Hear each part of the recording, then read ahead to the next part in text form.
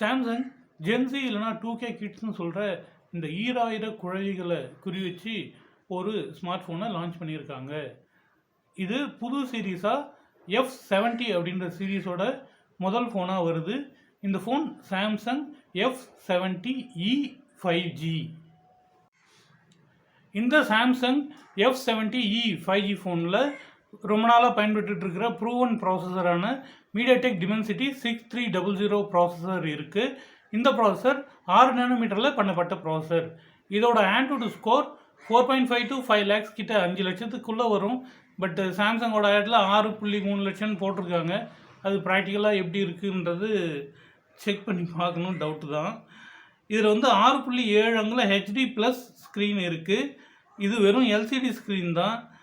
அதுவும் 120 Hz வரைக்கும் போகும்னு சொல்லியிருக்காங்க.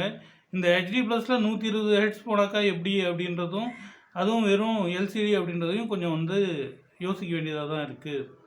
கேமராவில் பின்பக்கம் 50 மெகா பிக்சல் மெயின் கேமரா கொடுத்துருக்காங்க. அப்புறம் ஒரு 2 மெகா பிக்சல் டெப்த் சென்சார் சொல்லி கொடுத்துருக்காங்க. இந்த 50 மெகா பிக்சல் கேமரா இந்த ப்ரைஸ் ரேஞ்சுக்கு சாம்சங்கோட இதில் ஃபோட்டோஸ்லாம் கொஞ்சம் நல்லா இருக்குன்றதால இதை கன்சிடர் பண்ணலாம். ஆனால் முன்னாடி வெறும் 8 மெகா பிக்சல் செல்ஃபி கேமரா தான் கொடுத்துருக்காங்க. சாம்சங் இந்த F70e சீரீஸில் ஜென்சியை டார்கெட் பண்ணுறேன்னு சொல்லிட்டு செல்ஃபிக்கு வெறும் 8 மெகா பிக்சல் கேமரா தான் கொடுத்துருக்கிறது கொஞ்சம் உறுத்தலான விஷயந்தான். ஏன்னா இந்த ஜென்சி ஈராயிர குழவிகள்லாம் செல்ஃபி முகத்தோடு அலையிறவங்க. இதுக்கு வெறும் 8 மெகா பிக்சல் சரிப்பட்டு வராது தான் நினைக்கிறேன். பேட்ரி 6000 mAh கொடுத்துருக்காங்க. 25 வாட் சார்ஜிங் ஸ்பீடில் பண்ணலாம். ஆனால் பாக்ஸில் சார்ஜர் கிடையாது. இந்த ஃபோனில் சிங்கிள் ஸ்பீக்கர் தான் இருக்குது. இதில் ப்ளூடூத்தும் 5.2 மட்டும்தான் சப்போர்ட் பண்ணும். IP54 resistance dust and water proof கொடுத்துருக்காங்க. இந்த ஃபோன் ஆண்ட்ராய்டு 16 ஆப்ரேட் ஆகுது. இது One UI 8 இயங்குது. 6 வருஷத்துக்கு அப்டேட், செக்யூரிட்டி அண்ட் சாஃப்ட்வேர் 2 அப்டேட்டும் கொடுக்குறதா சாம்சங் சொல்லியிருக்காங்க.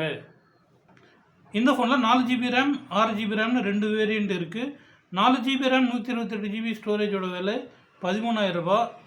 6GB RAM 128GB ஸ்டோரேஜோட விலை 15,000 ரூபா. சாம்சங் இந்த F70e சீரீஸை வச்சுட்டு விவோ கூடயும் ஓப்போ கூடயும் தான் மெயினாக காம்பீட் பண்ணுறாங்க.